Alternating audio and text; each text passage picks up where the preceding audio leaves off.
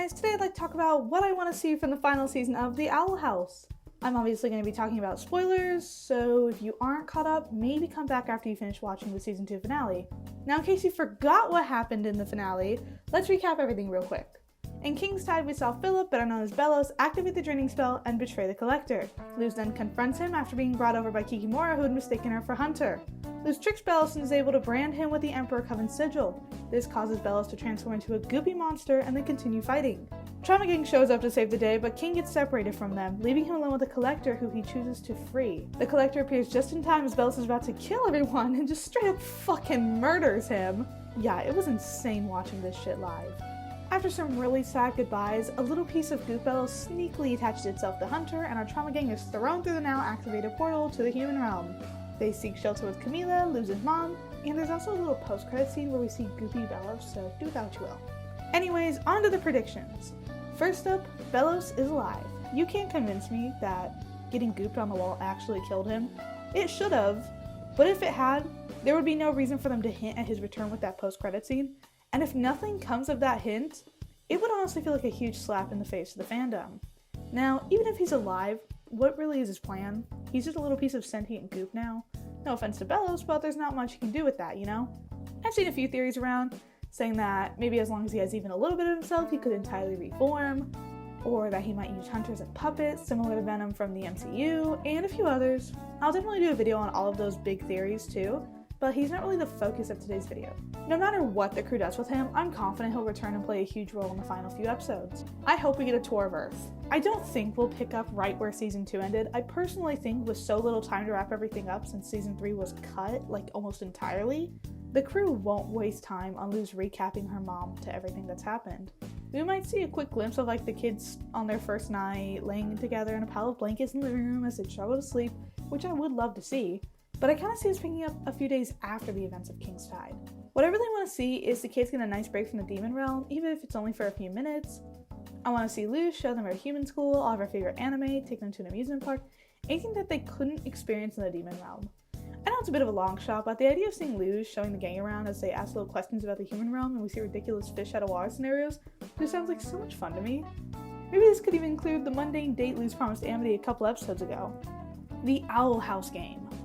When the Trauma Gang returns to the Demon Realm, they will find it is in shambles, giving me similar vibes as Weirdmageddon from the Gravity Falls series finale. I can see the Collector, with his seemingly limitless power, puppeting the citizens of the Demon Realm and forcing them to play his game. From what we've seen, he's the strongest being there other than maybe King, who still doesn't even understand his own powers yet, let alone like how to use them properly. Maybe upon returning, Luz could strike up a deal with the Collector. Maybe something like if her team of Gus, Willow, Hunter, Amity, and her win this game between him and them, he has to free everyone, but if they lose, she'll join his game. The Collector may find this entertaining and take her up on the offer, forcing Luz to play through puzzles and challenges. Maybe these could even take her across the Boiling Isles and even through areas we didn't get to see too much of, like Letissa. I think Luz will choose the Demon Realm. I'm sorry, Camila, but you lost your daughter the second you sent her to that lame-ass camp. I would like to clarify that I don't think Camila's a bad parent. She's a single mom who's doing her best. But it's not about her parenting. Luz was miserable in the human realm. She had no friends, no one to discuss her interests with, and even her own mother encouraged her to change for those around her. The demon realm is the only place Luz felt she could truly be herself. And to give that up, just to return to her mundane life in the human realm, just doesn't seem likely. Now I believe that Luz and the gang will find a way to make a portal that they can use freely, or at least pretty often, so that Luz can still visit Camila, but overall, I just don't see her leaving the demon realm. If I had to guess, I would say she's going to live with Ida from now on. Maybe Camila can have her own weekend, divorce style.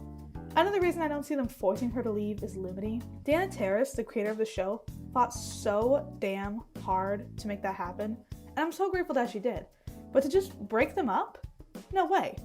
It would undo all of her hard work, and I just can't see that happening. A time skip finale! I don't know if the crew would do this, but I would love a time skip finale.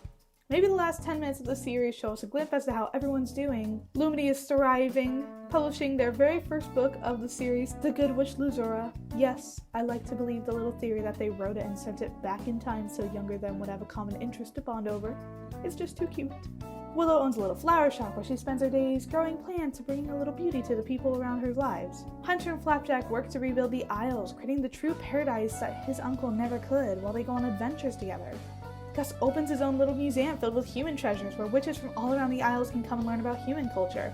I would like to see everyone living their best lives, similar to how we saw Sasha, Anne, and Marcy thriving in the Amphibia ending. I just feel like this would tie the show together very nicely, just like a neat little ribbon on top.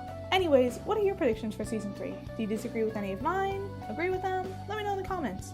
Thanks so much for watching up to this point. If you enjoyed this video, consider subscribing. I'll be discussing the final 3 episodes of the Owl House as they premiere.